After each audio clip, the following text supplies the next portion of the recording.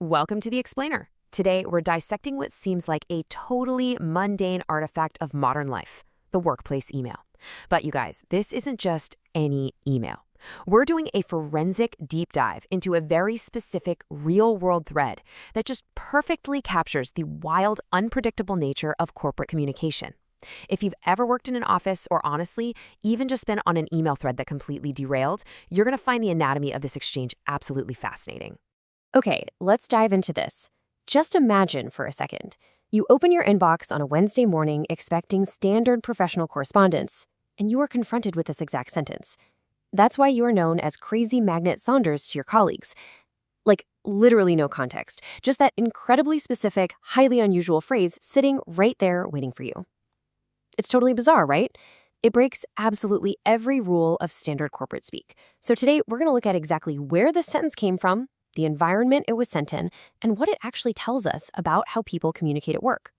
Right, so here is our raw evidence. This is the complete, unedited two-part email thread we're going to subject to a micro-analysis today. Now, on the surface, sure, it looks like a standard Outlook exchange. You've got the headers, the sender info, timestamps, text block, the whole shebang. But as we break it down layer by layer, quadrant by quadrant, you'll see exactly why this single document is literally a masterclass in workplace absurdity and shifting tones. We're essentially treating this artifact like a rare archaeological find. Let's start with the hard data. Look at the metadata we've extracted here. So the crucial point is the sheer gravity implied by this setup. Look at the subject line, United Nations Justice. That is a heavy, serious topic. The date is Wednesday, March 13th, 2019, which is smack in the middle of a typical work week. We've got the sender, Ben Swanson, operating from a verified UN.org address, communicating with Basel El Habil. And don't forget the CC line. Maria Eleanor Munoz and Megan Burton are copied. This entire setup screams grave, high-stakes communication. We're talking international protocol here, with an audience of peers watching the whole exchange unfold. Now, let's look at how this specific interaction actually begins. If you scroll down to the bottom of the chain, at 4:26 a.m., Basel sends the initial email. Notice the language here. Dear Ben, great thanks. We'll return to you soon. This is perfectly polite, deferential, totally standard office communication. It establishes a very normal, highly professional baseline. If you were just reading this message on its own, you'd completely assume the rest of the thread concerning, again, United Nations justice would maintain this exact level of buttoned-up, respectful decorum. But then we jump up to the top of our source document, the reply. Roughly 6.5 hours later, at 10:50 a.m., Ben Swanson fires back. And you can actually see the Get Outlook for iOS tag, which tells us Ben is likely firing this off from his phone. Maybe on the go, maybe between meetings. And this is exactly where things take a drastic, unexpected turn from the polite baseline Basel established earlier that morning.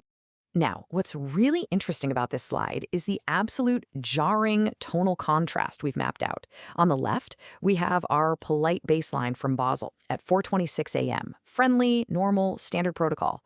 And then look over on the right, Ben's 10:50 a.m. response. It is a complete derailment of professional protocol. It's like these two messages belong in completely different universes. The shift from great thanks, we'll return to you soon, directly into an accusation about a workplace nickname, it is incredibly sharp. Let's just strip absolutely everything else away for a second. Look at the core of Ben's message. Crazy Magnet Saunders. Take a moment to let the sheer, unvarnished weirdness of that phrase fully register. It is completely out of left field. It's not standard jargon, it's not a known idiom, it's this highly specific, deeply personal inside joke that has just suddenly surfaced right in the middle of an official email thread. And this brilliantly illustrates the wild disconnect between the formal packaging of corporate emails and the actual human interactions happening inside them. Let's break down this disconnect. Based on the subject line, our expectation is United Nations justice, right? Grave, high-stakes communication following official protocol. But the reality of the email body? Highly informal workplace banter, a mocking internal inside joke, and the phrase Crazy Magnet Saunders. It just goes to show these hidden, unpredictable microcultures that thrive right beneath the surface of the most formal, intimidating subject lines imaginable. It proves that no matter how serious the header is, human beings are still going to act like human beings. Which brings us to the ultimate mystery of this entire text. And honestly, the question I want to leave you with today. We know Ben sent this from his iPhone.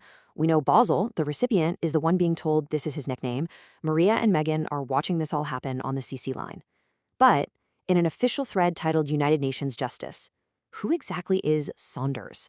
Why is Basel being referred to as Saunders? And why is he a crazy magnet?